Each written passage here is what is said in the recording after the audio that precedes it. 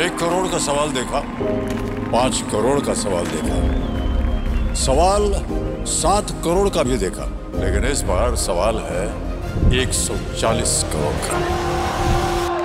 140 करोड़ उम्मीदों का। तो तैयार है टीम इंडिया जवाब देने के लिए। डीपी वर्ल्ड एशिया कप शुरू हो रहा है सोनी लिव और सोनी स्पोर्ट्स नेटवर्क के टीवी चैनल्स पर।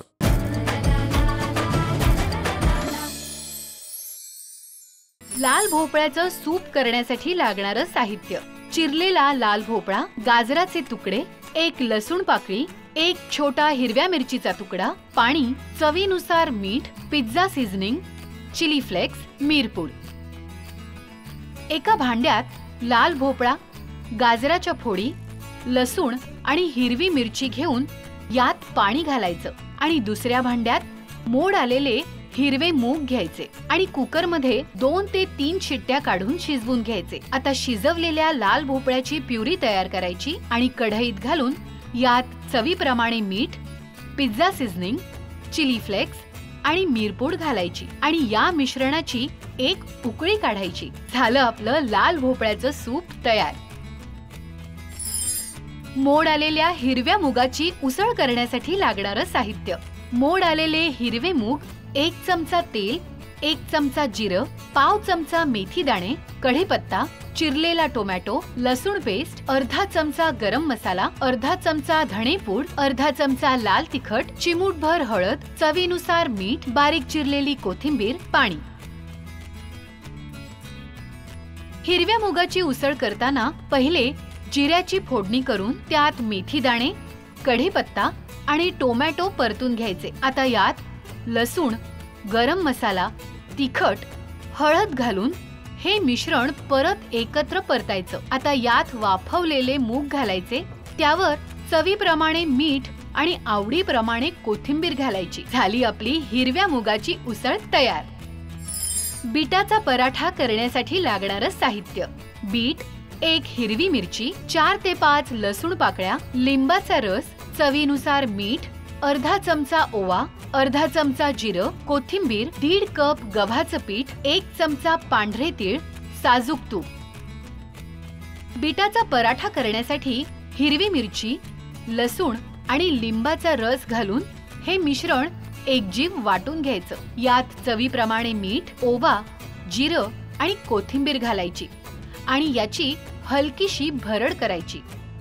आता गव्हाच्या पिठात तयार केलेली बीटाची भरड आणि तीळ घालायचे आणि कणिक व्यवस्थित मळून घ्यायची। आता याचे अशा पद्धतीने पराठे करायचे। अशा पद्धतीने सगळे पदार्थ सर्व करायचे। झाली आपली डाएट थाळी तयार। तर सगळ्यात आधी काय करायचं? सगळ्यात आधी इथे आहे लाल भोपळा, त्याच्या फोडी करून घेतलेल्या आहेत। अगदी ऑप्शनल आहे, माझ्याकडे गाजर आहे चिरलेलं म्हणून मी ते घालतेय, नाही घातलं काहीच हरकत नाही। 1 लसूण पाकळी, 1 छोटा हिरव्या मिरचीचा तुकडा, थोडंसं पाणी घालायचं। कुकरच्या भांड्यात घेतलेलं आहे हे। मोड आलेले हिरवे मूग आहेत, हेही कुकरच्या भांड्यात घेतलेले, यामध्ये देखील पाणी घालायचं। कुकर घ्यायचा, कुकरच्या बेसलाही थोडं पाणी घालायचं। मूग शिजायला थोडा जास्त वेळ लागतो, त्यामुळे मूग खाली, त्यावर लाल भोपळ्याचा डबा, झाकण लावूयात आणि एकतर 15 ते 20 मिनिटं वाफवून घेऊ शकता तुम्ही हे, किंवा 2 ते 3 शिट्ट्यांमध्ये हे सगळं व्यवस्थित छान शिजतं। बीटाचा पराठा आपण करूयात। अर्ध बीट आहे, त्याच्या अशा छान फोडी तयार करून घेतल्यात, फटाफट होतो। एखादी हिरवी मिरची, लसूण पाकळ्या आणि लिंबाचा रस। बीट आहे ना लोहवर्धक असतं, कुठलंही जे फळ आहे किंवा भाजी आहे जे लोहवर्धक आहे त्यात थोडंसं आंबटपणा काहीतरी घालावा, त्यामुळे त्याचं शरीरात आपल्या ॲब्झॉर्प्शन किंवा छान शोषलं जातं। आता याची छान प्युरी करून घेऊया। पाण्याचा अजिबात वापर करायची गरज नाहीये, मस्त काय छान अशी स्मूथ प्युरी बनवून तयार आहे, तुम्ही बघू शकाल। यामध्येच घालूयात चवीपुरतं मीठ, नंतर मग पोळीमध्ये मीठ घालायची गरज नाही किंवा पराठा करताना त्या अंदाजाने घाला। ओवा, जिरं आणि कोथिंबीर आणि जस्ट पल्स करायचा। आता हलकंसं पल्स केलं तरी खूप झालं. हे मिश्रण आपलं आहे बनवून तयार. इथे घेतलेलं आहे गव्हाचं पीठ. ही जी आपण बीटची प्युरी तयार करून घेतली, ही सगळी प्युरी घालायची. प्युरीमध्ये जितकं मॉइश्चर आहे ना तेवढ्यात हे मळून होतं. 1 चमचा तीळ. तिळामध्ये भरपूर मात्रामध्ये कॅल्शियम असतं, त्यामुळे तीळ शक्यतो वापरायचे. हे छानपैकी मळून गोळा तयार आहे. आता काय करूयात, हे काढून घेऊयात आणि हे मुरण्यासाठी साधारण 10 ते 15 मिनिटं साईडला ठेवूया. इथे हे छान शिजवून घेतलेलं आहे. तर लाल भोपळा काय करायचा, त्यातल्या पाण्यासकट मिक्सरच्या भांड्यामध्ये काढून घ्यायचा आणि याची छानपैकी प्युरी तयार करून घेऊयात.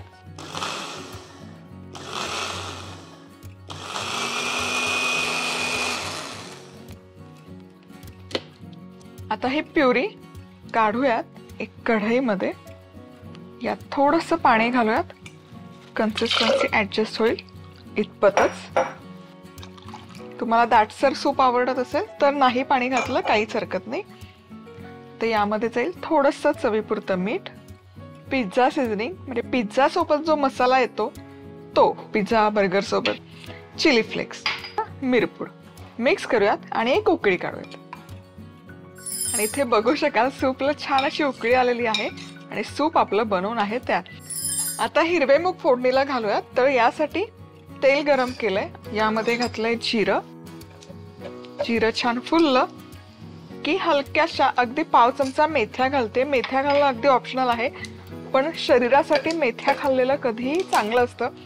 त्यामुळे उसळ, डाळ, आमटीचा प्रकार जेव्हा जेव्हा करते तेव्हा मेथ्या मी वापरते. कढीपत्ता आणि टोमॅटो. एक 2-3 मिनिटं हे छान शिजवून घेऊया. टोमॅटो छान परतत आलं की यामध्ये घालूयात लसूण पेस्ट, गरम मसाला, अर्धा चमचा धणेपूड, लाल तिखट अर्धा चमचा, थोडीशी हळद. छान हा मसाला परतून घेतलेला आहे. अगदी साधी फोडणी आहे पण खमंग आणि रुचकर लागते. त्यात हे वाफवलेले हिरवे मूग घालायचे, पाणी घालायचं आवश्यकतेनुसार, चवीनुसार मीठ आणि दॅट्स इट. एक फक्त आता उकळी काढून घे. छानशी उकळी फुटलेली आहे. आता यामध्ये घालूयात बारीक चिरलेली कोथिंबीर आणि आपलं हिरवे मूग पण बनवून आहेत तयार. आता हे पराठ्याचा जो गोळा आपण तयार करून घेतला होता हा छान मुरवून घेतलेला आहे आणि हे मळताना तेल तूप अजिबात वापरलेलं नाहीये. आता यातून लहान पोर्शन साईज घेऊयात. पराठा लाटून घ्यायचा. किती छान लाटलं जातं तुम्ही बघू शकाल. आणि छान असा एकसारखा पराठा दिसावा यासाठी झाकण घ्यायचं.